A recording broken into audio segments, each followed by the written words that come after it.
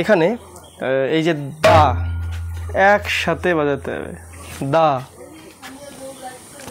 ধিন একবার শুধু এই পাশে, তারপর চেপে খে, দা ধিন খে, না কে দে না, তাহলে দা ধিন খে না কে দে না, দা ধিন কে না কে দে না।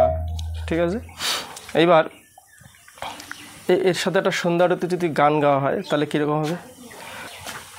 হরে কৃষ্ণ হরে কৃষ্ণ কৃষ্ণ কৃষ্ণ হরে হরে, হরে রাম হরে রাম রাম রাম হরে হরে, হরে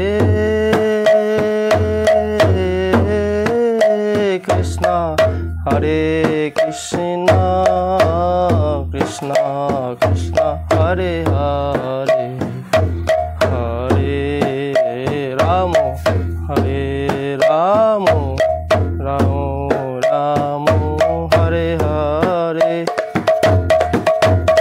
এর সাথে একটা তিহা দিতে হবে, তেরে খেটা ধাই তেরে খেটা ধাই তেরে খেটা।